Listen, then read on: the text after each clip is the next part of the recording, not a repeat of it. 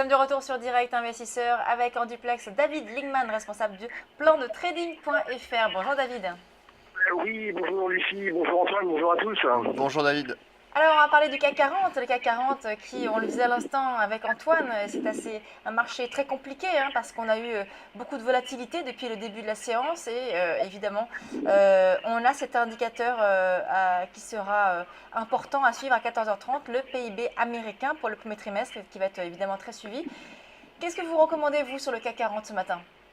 Ah oui, tout à fait. Donc moi j'ai une stratégie d'achat sur repli pour reviser le niveau des 5190 futurs juin, ce qui correspond approximativement aux 5200, 5210 sur le CAC 40 cash.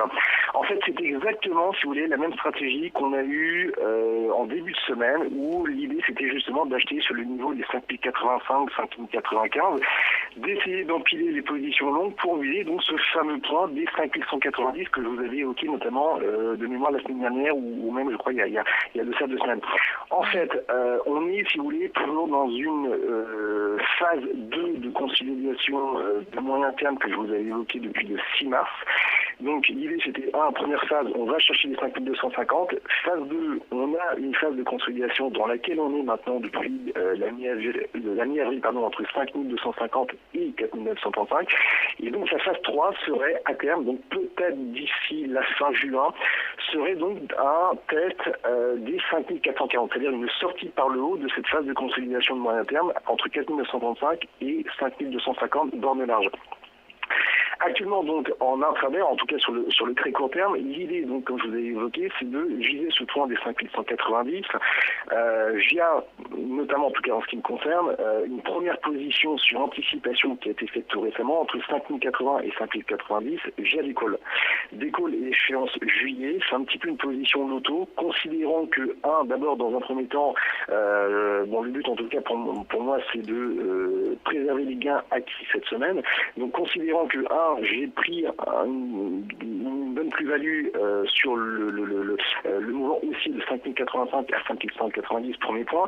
Et deuxième point, c'est que j'ai financé un petit peu l'éventuel stop-loss que j'aurais pu avoir, que je peux avoir tout du moins si le trade échoue, notamment ce matin, via des shorts sur le DAX.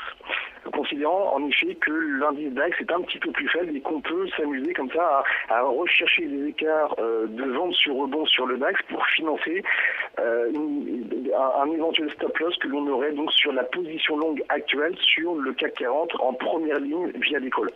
La deuxième ligne, ça serait toujours pareil, au-delà des 5120, 125 et troisième ligne au-delà des 5162. Donc de la même manière, j'essaye encore une fois d'empiler des positions. Première ligne actuellement, deuxième ligne au-delà des 5120, troisième ligne au niveau des 5162 pour viser le fameux point des 5190, 5210. Voilà un petit peu ma stratégie de très court terme. Ça correspond à quoi à quoi correspond le niveau des 5190 ? 5190, ça correspond. Alors oui, en fait, moi j'ai une approche long terme qui est de dire qu'on a, que l'indice évolue sur 3 paliers de 510 points. On est parti de 3920, 4440 premier niveau. On a atteint ensuite le deuxième niveau à 4935. Tout récemment, on a fait un pullback sur les 4935. Et en fait, les 5190 correspondent à la moitié d'un palier de 500 points, donc de 250 points. 4935 plus 250 égale 5180, 190. C'est la raison pour laquelle on a reflué ce matin, depuis hier, sur le niveau des 5190. Mon objectif, c'est de reviser ce niveau de 5190, 5200 avant le comblement de notre fameux gap à 5026 qui a été ouvert, donc c'était l'autre lundi de mémoire. Voilà un petit peu l'idée. Donc l'idée, c'est dans un premier temps, on vise 5190. Une fois atteint ce niveau-là, on rechoppe pour reviser le comblement du gap à 5026. En fait, je vise toujours une continuation de la phase 2 jusqu'en juin, dans la mesure où on a eu en fait 5 mois de hausse depuis le niveau des 3920 à 5280 15 décembre au 15 avril, 5 mois. Là, on est actuellement à 1 mois et demi de consolidation. Je considère qu'on peut encore avoir 1 mois de consolidation entre 5250 et 4935. Donc à peu près 2 mois et demi de consolidation. On en est à peu près à la moitié. Donc l'idée, ce serait encore de rejouer, si vous voulez, des shorts au niveau des 5200, 5210 points approximativement pour viser cette fois-ci donc le comblement du gap à 5026. D'accord. Et alors concernant Voilà. l'indice américain, le S&P 500, est-ce que vous avez également un biais également haussier, comme vous avez ce biais sur le CAC? Oui, exactement. Alors, je suis beaucoup plus aussi, bien évidemment, sur le CAC 40, parce que bon, il y a pas beaucoup de volatilité, pas beaucoup de mouvements sur l'indice S&P 500. Je considère que l'on doit avoir une consolidation à terme, en tout cas en 2015, peut-être sur des considérations de relèvement des taux de la Fed, une consolidation de 10 à 15%. Faut-il prendre une position short dès aujourd'hui aux alentours des 5200, 5100, 5120 points? Non, de 2100 à 2120 points, je considère que non. Il faut donc attendre un signal, celui d'un croisement baissier de la moyenne à 150 jours qui se situe à 2060.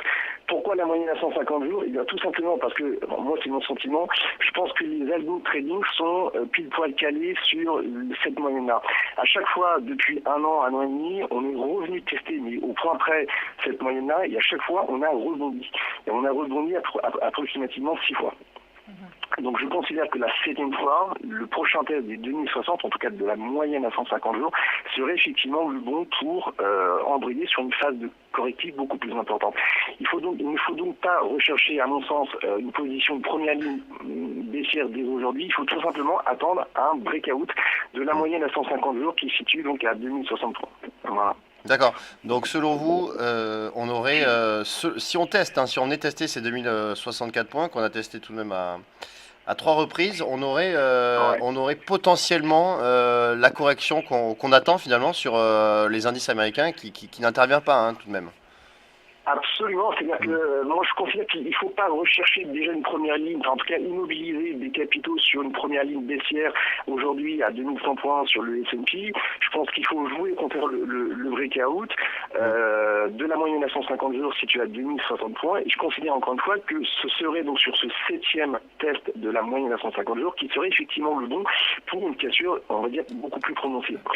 D'ici là, je pense que justement on peut très bien avoir un CAC 40 qui aille donc au niveau des 5440. C'est-à-dire qu'on a peut-être encore 1 mois, 2 mois de hausse au-dessus des 5000 points sur le CAC 40 pour viser les 5440. Et une fois atteint ce dernier point que je considère comme ultime, en tout cas comme étant le haut du 3e palier, je considère qu'effectivement on peut s'attendre à une cassure réelle pour le coup du S&P 500 de sa moyenne à 150 jours et donc une phase corrective de 10 à 15% sur l'ensemble des marchés. Bon, attention, ça reste encore une prospection pour 2015, mais il faut déjà, si vous voulez, avoir les premières anticipations long terme sur les marchés, un petit peu comme j'avais fait d'ailleurs le séminaire dernier. L'idée, c'était de dire on va à 5250, puis consolidation sur 250, 300 points. Après, on essaie de rechercher une dernière étape, une dernière extension vers 5440 et après quid. Donc déjà, il faut essayer un petit peu de poser les premiers jalons d'une anticipation pour le second semestre 2015 en fait. D'accord, très bien, merci beaucoup. David Lévy-Ligman, donc trader et fondateur du site plantrading.fr. On se retrouve vendredi prochain. On marque une pause et on se retrouve tout de suite sur Direct Investisseur.